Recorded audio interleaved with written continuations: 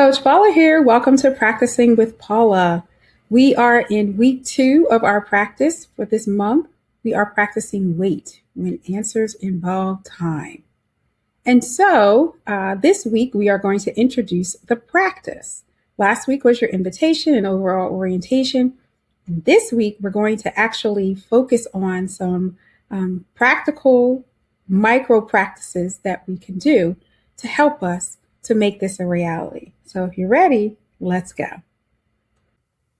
I want to give you 7 micro practices that you can do during this week. Coming up this week, you can say, I want to do all 7. I want to do, all 7 of them. And every day I'm going to do a different one.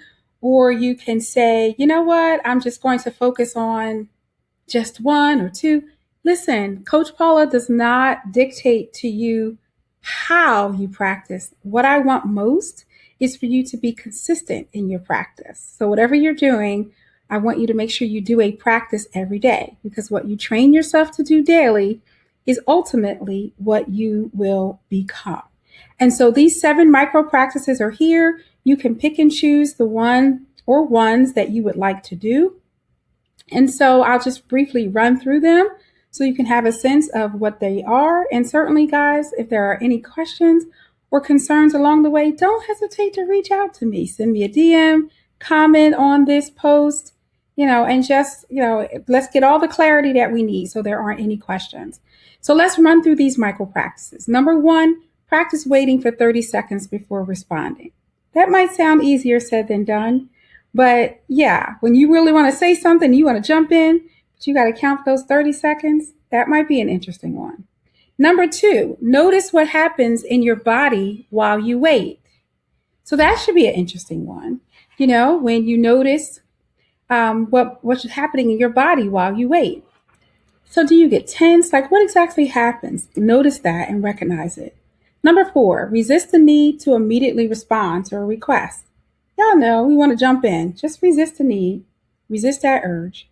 Number 5, choose to wait before you offer advice. This is a good one.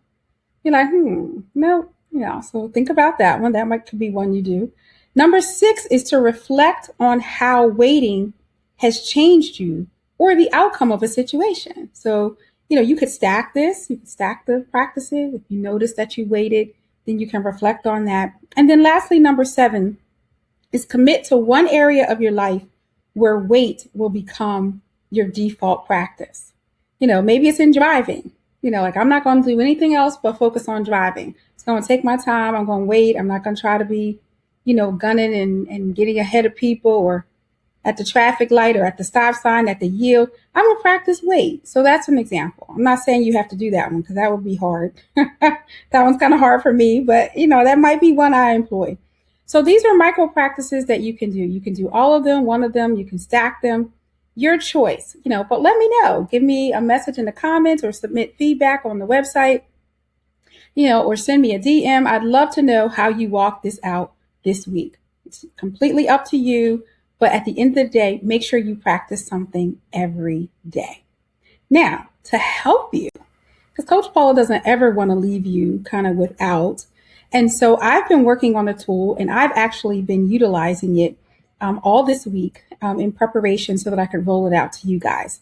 It's called the Practitioner's Log, the Practicing with Paula Practitioner's Log. And it's an online tool, online resource that you can use. It's completely free. It's complimentary, that I'd love to make this available for you. You can download it on the website. And I have the website here where you can go and get it under the resources. And basically, as you can see on the screen, it just gives you an opportunity to log what you're doing. You want to notice, practice, reflect, and grow. And it will show your most 10 recent entries. But it will do all the history.